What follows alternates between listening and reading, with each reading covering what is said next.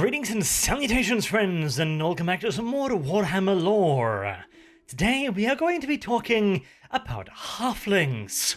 Now, you may have heard some spurious and entirely unfounded rumours that I myself have something against the filthy furry-footed fucks, and that therefore I lack the necessary neutral perspective to really give the little debaucherous douchebags a fair shake, but I would like to categorically reject all of these insinuations. As you will clearly see, I am entirely neutral and fully compos mentis when it comes to the solution for the halfling problem. A problem, unfortunately, as old as the human race itself.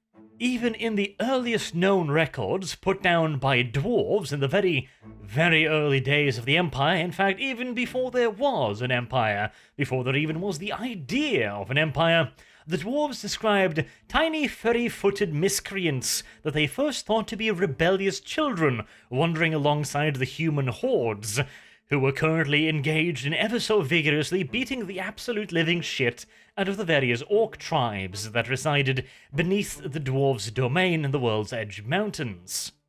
This does raise a couple of interesting questions, like, for example, where precisely did the thieving little midgets come from? And, well, we don't really know. There are some that speculate that they were created as some form of an experiment to create a race that was more resistant to chaos. Wink, Lord of the fucking Rings, wink fucking wink. And yes, the similarity is far from coincidental. When Warhammer was first created, the original creators were absolutely massive fan of Tolkien's work, and the super early versions of Warhammer could be considered to be a wee bit of a rip-off. Which is rather ironic, considering that ripping off people is also the primary pastime of the halfling population. Which quite neatly leads me to the second interesting question. How, by Sigmar's holy bapping stick, has the human part of the population managed to restrain themselves from simply brutally butchering the truncated little thieves? Because the halflings are a very fascinating little species in that they are naturally curious. A halfling might put it something like this. The halfling race has a miraculous ability to discover brand new objects in their possession that mere moments ago belonged to someone else.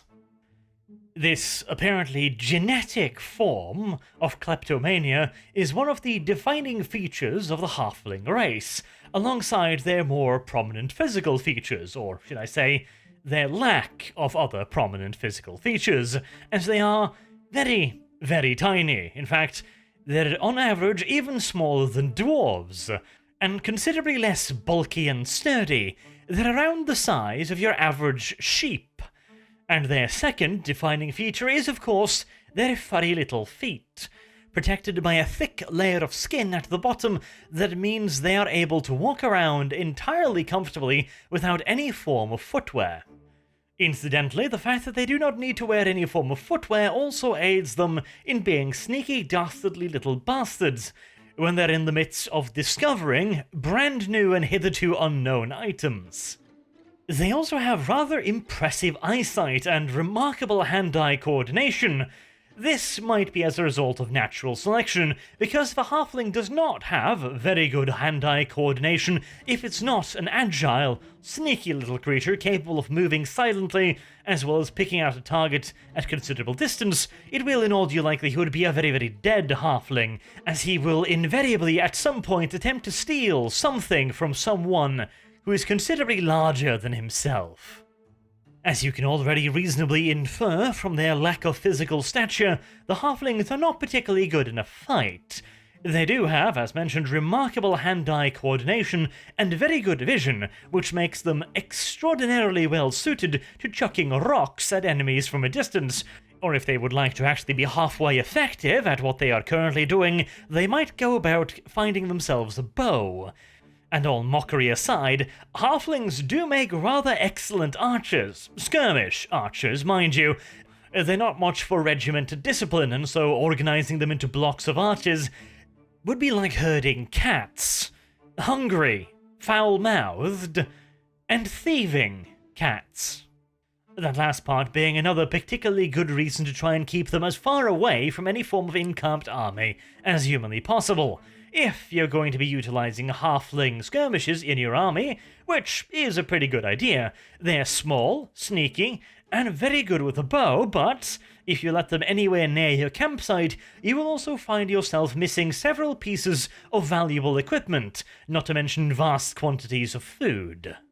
Because, as they are true to their original stereotype, the halflings are fantastically fond of tucking away vast quantities of meat, bread, milk, pork, mutton, and literally anything and everything else they can get their little mittens on, and considering their penchants for borrowing things that do not technically belong to them, they are also very, very good at getting their mittens on all of the food.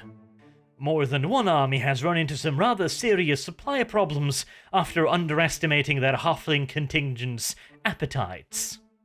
And when you also take into consideration their rather overwhelming talent for sneaking, even the strictest of quartermasters is going to have a damn hard time keeping them out of the pantry.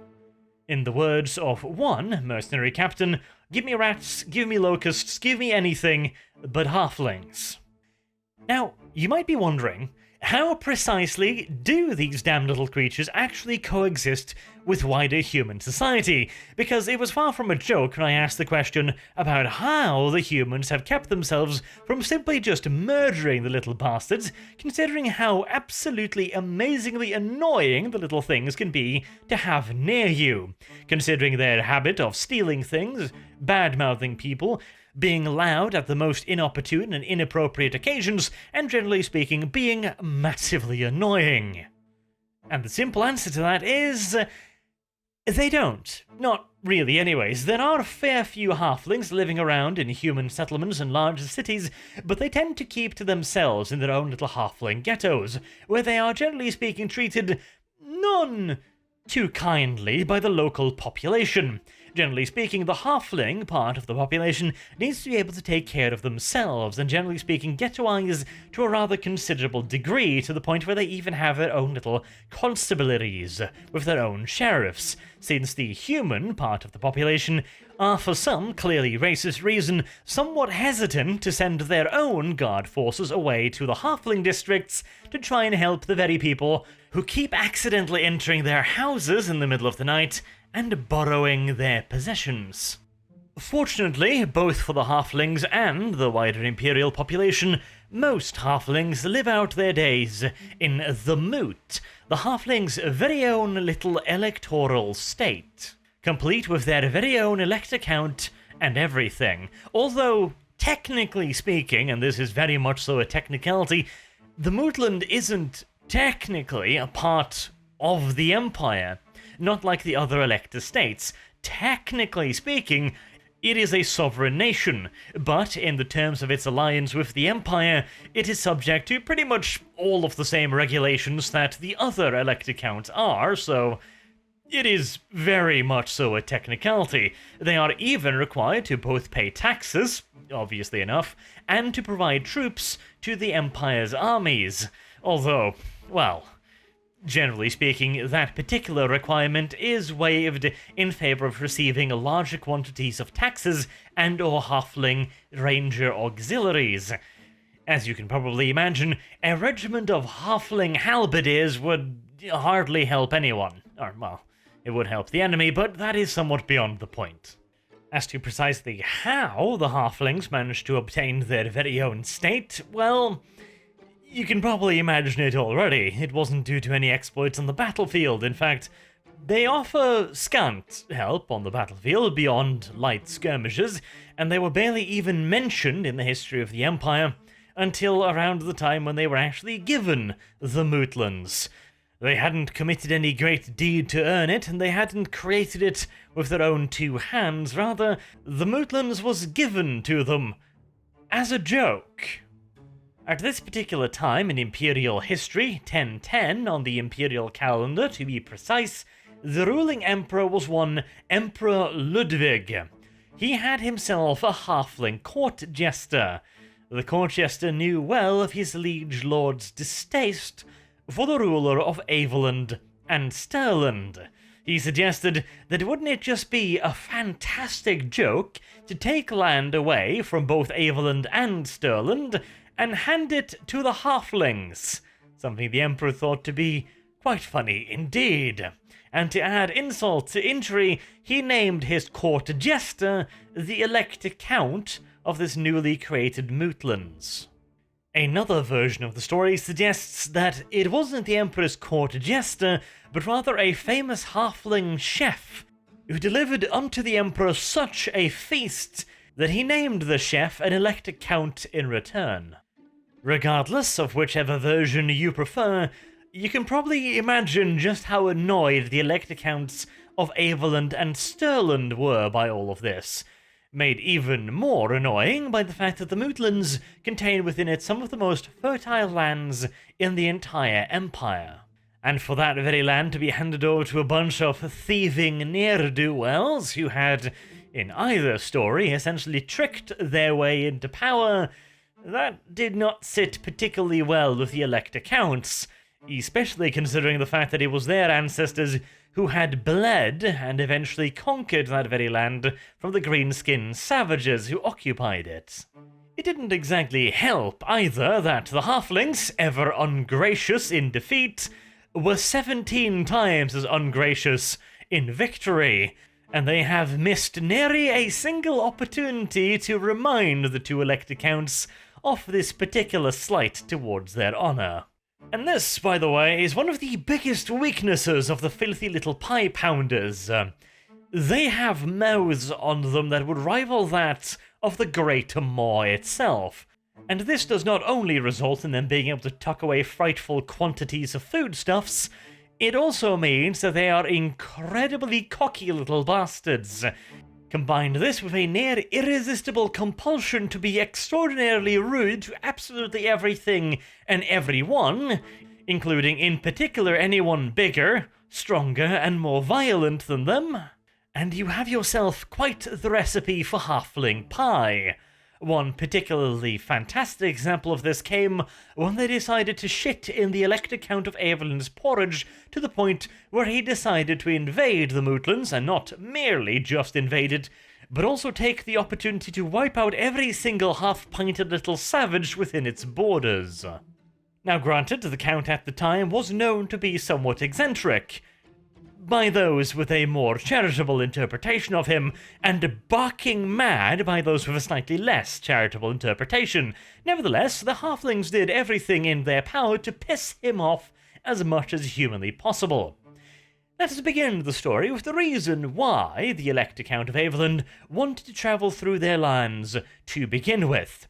You see, the goblins of the World's Edge Mountains had been stirring rather ferociously as of late, and had begun sending raiding parties into Stirland, raiding parties of a rather considerable size and quantity.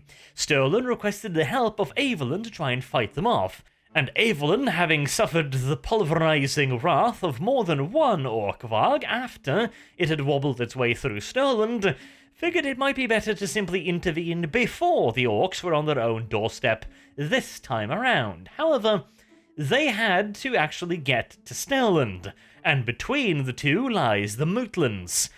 Now, normally, negotiating passage for the armies of the Emperor throughout imperial provinces, which, again, the Mootlands technically aren't, but also technically are, wouldn't provide too much in the way of an issue.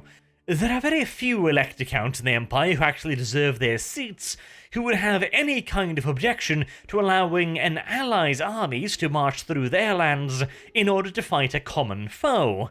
But the Halflings, well, they are most deservedly not worthy of their seat upon the Electoral Council, and so they decided to extract a toll from the Everlanders as they were marching through their lands.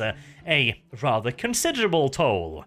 A rather extortionist toll, in fact, and they requested yet more tribute be paid to them to allow the Everlanders to build a road in the Mootlands, a road the Halflings would also benefit from, in order to smooth the passage of Aveland arms and, of course, the supply convoys that necessarily needed to follow said arms. After the, once again, extortionist extortionist terms were finally agreed upon, Averland engineers ventured into the Mootlands and began creating their road, whilst suffering constant pillaging attempts from the local population. The Halflings stole more equipment and goods than the engineers used on actually creating the road itself, doubling, tripling, and quadrupling the cost of actually creating it.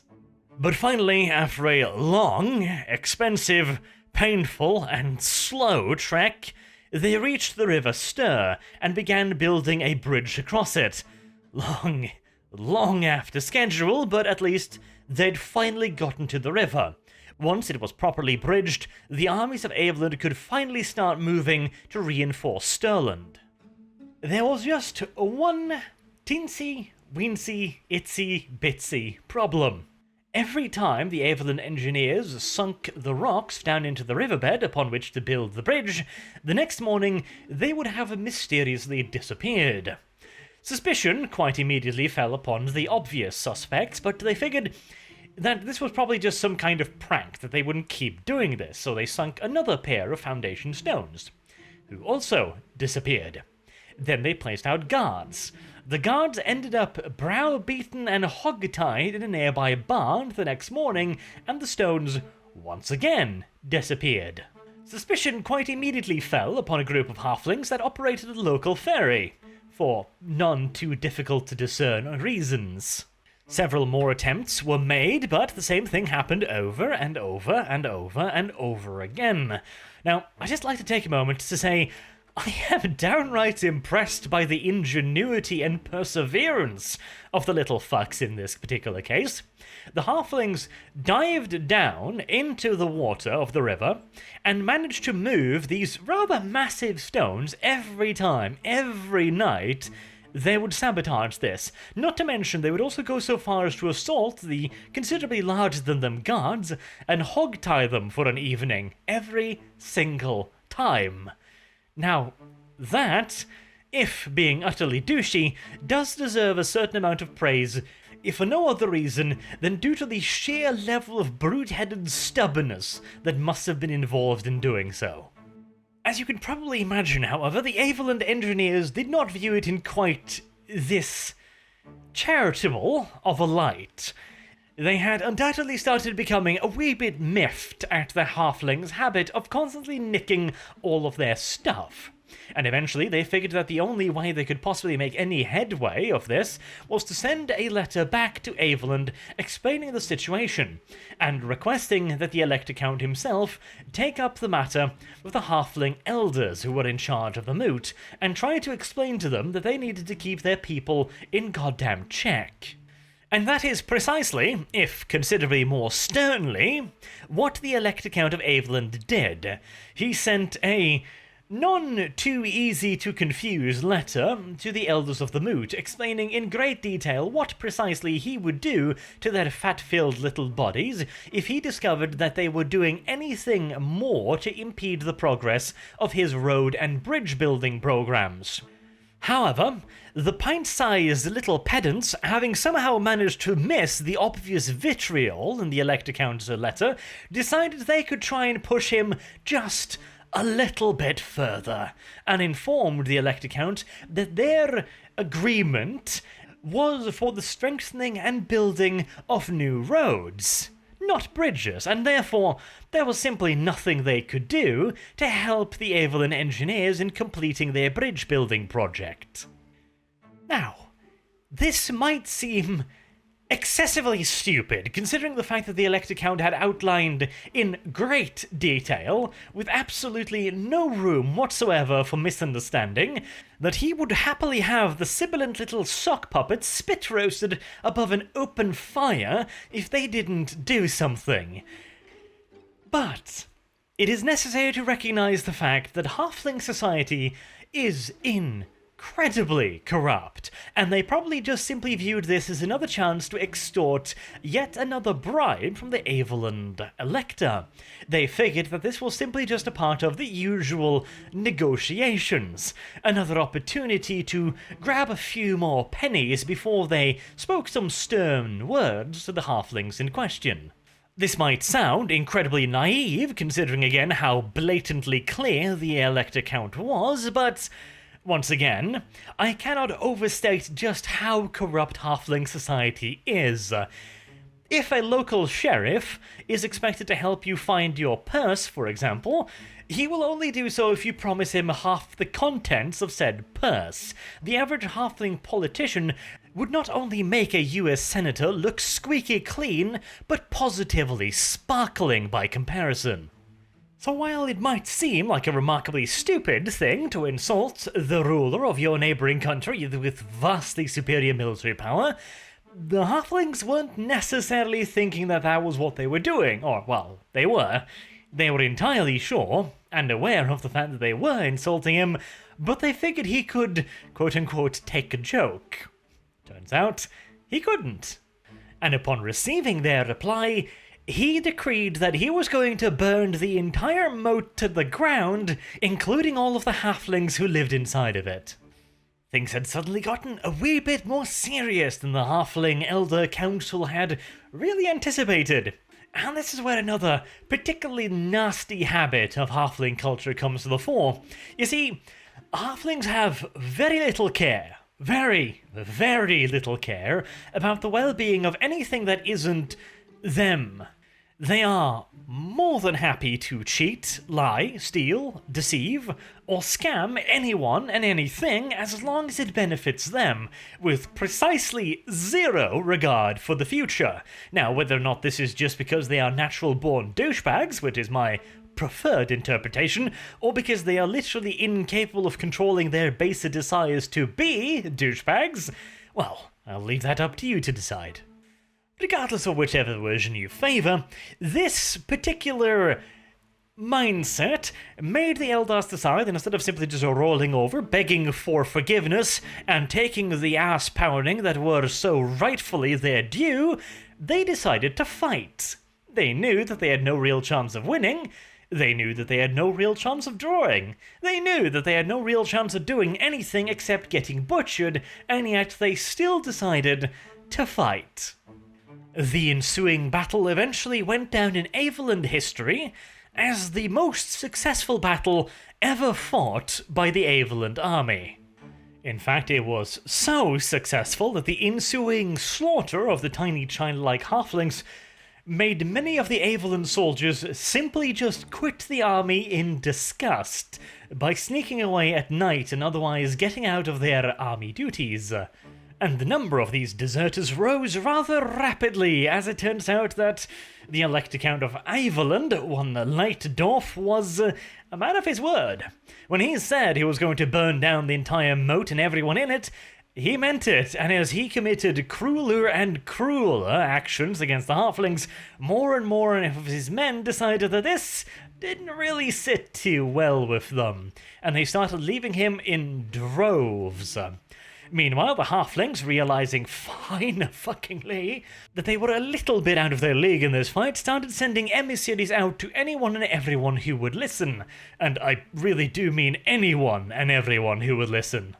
Most of the elect accounts who received these emissaries did not give the faintest flying shit, because, well, most of them weren't particularly fond of the halflings. This was before the halfling revolt, quote-unquote, which wasn't really a revolt, but the halflings, eventually getting sick of being treated like absolute trash, started a bit of a political movement which eventually got them recognized as proper citizens of the Empire, which gave them considerably greater rights, and in the modern Empire, halflings are considered to be a bit dodgy still, but racism against halflings is generally considered to be uncouth and a bit savage.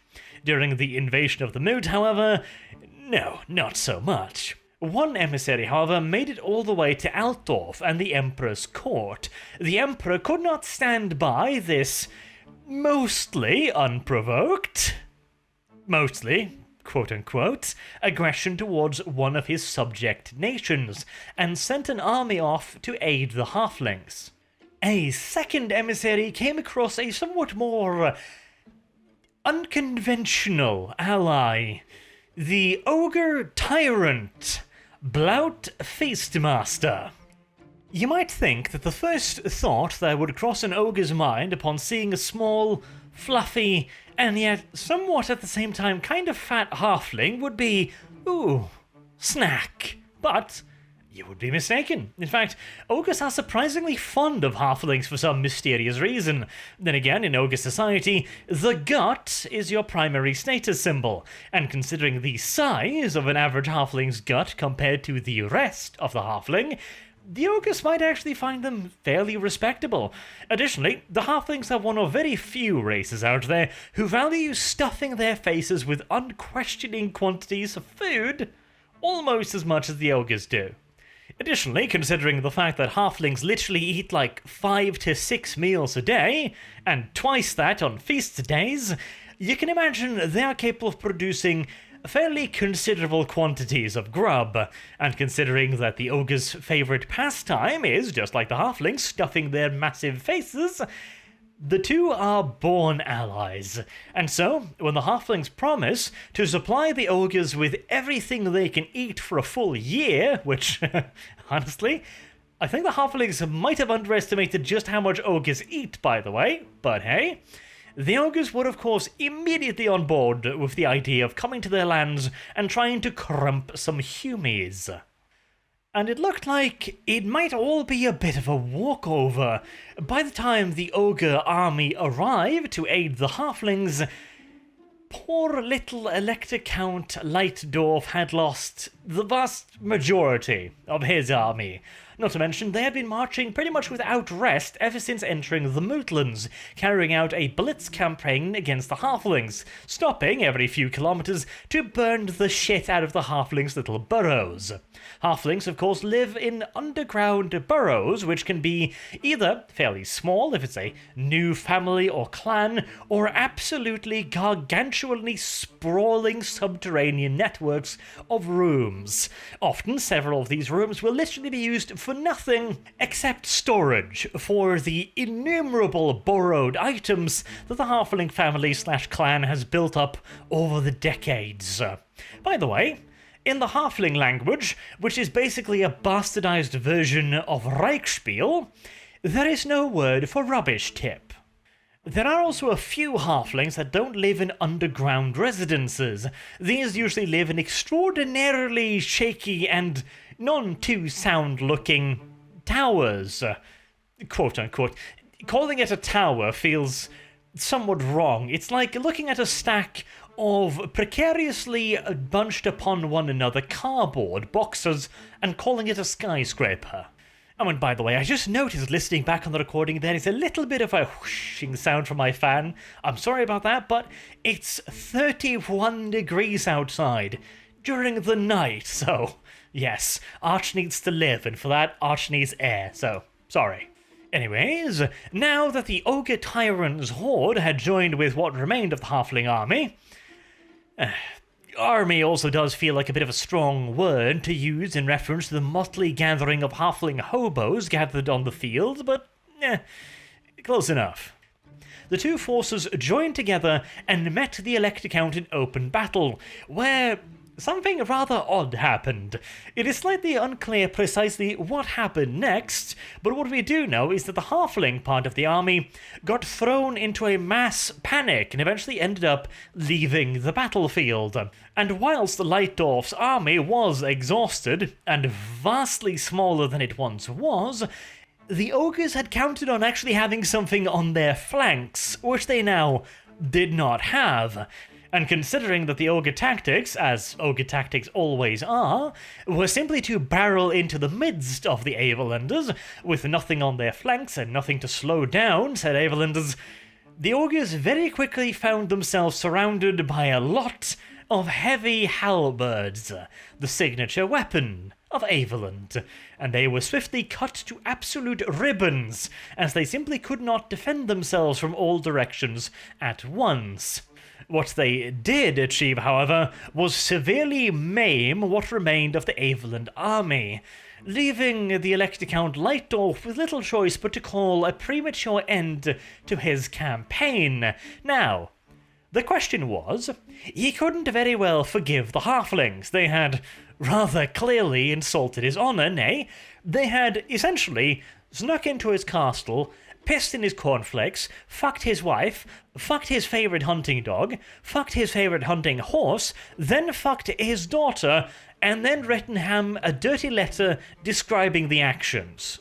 On the other hand, his army was severely battered. It had already lost the considerable majority of its fighting strength, but now it could hardly be considered much of an army any longer, and if the halflings showed back up again in anything even resembling strength, they might just have enough halflings left to harass his army to death with long-range firepower. And even if they couldn't, they could certainly slow him down more than enough to the point where he couldn't finish ravaging the moot before the Emperor's own army arrived to make him stop. This was a bit of a conundrum. Luckily for Lightdorf, he was also completely and utterly clinically bucking mad. And as such, he quickly forgot most of the insults the halflings had levied at him, and instead substituted this reality with a more pleasing alternative. A reality in which the halflings had not simply fled before his armies for the second time, like they'd done the first time. Instead, the halflings had lured the ogres into battle, allowed the Averlands to wipe them out while retreating themselves, and thusly Averland had not only won a considerable victory over an invading force, not quite the same invading force that they had originally left to help against, granted, but an invading force nevertheless, and the cherry on top, this would mean that everything that had happened previously could be considered a strategic ruse.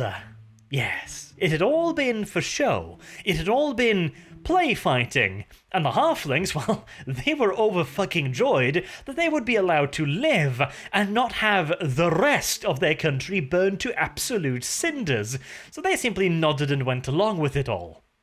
And ever since that day, the Mootlands and Averland has had a confused relationship, but mostly an allied relationship, despite neither party truly understanding how or why they are allied, but details. Finally, let's end it on a note about how halfling society stands in modern Warhammer. You know, pre that thing that shall not be mentioned anyways. After the Mootlands were introduced into the Empire as a fully functioning state, as a part of the Empire, the Halflings realised their talent for politics. They became a rather considerable political force within the Empire. Never, however, an overt influence, rather they became known as shadowy power brokers. And through their connections, they have managed to maintain a fairly stable and relatively safe existence for their people. Except, of course, when on occasion they take it a few steps too far and invite upon themselves the full wrath of their neighbours. As for the wider empire, there are still considerable halfling ghettos, but they are still mostly in their ghettos. They've never been fully accepted by human society, although, as mentioned, it has become considered somewhat uncouth to be overtly racist against them. They can expect considerably greater degrees of public protection now than they used to. They might even occasionally see a guard or two passing through their neighbourhoods, although if the guard knows what is best for his various shiny objects, he will keep his patrols in the halfling neighbourhoods to an absolute minimum. And, of course, their claims to the Mootland have become fully recognised. There are still a few nobles within the Empire that still claim their ancestral rights to lands within the Mootlands. These are the nobles that were forced to leave when it was granted to the Halflings. But by and large, these claims are primarily ignored by everyone. Even Averland, which used to have a very, very hostile attitude towards the Halflings, have mostly been ignoring these lords these days. Although there is still an unspoken understanding between the two factions that if the Halflings were ever to start becoming a little bit too annoying, there is options to deal with them. And after the little adventure that Evelyn had in the moat the last time, the elders of the moat have also realized that the tall folk might not necessarily be quite as acceptive of their form of humor as they had initially expected. Now then, that has been my video on the Halflings. I have been Arch, thank you very much for watching, listening in this case, considering that there just simply isn't a whole lot of Halfling artwork, so, well, there is that as well, but regardless, until next time, have a good day.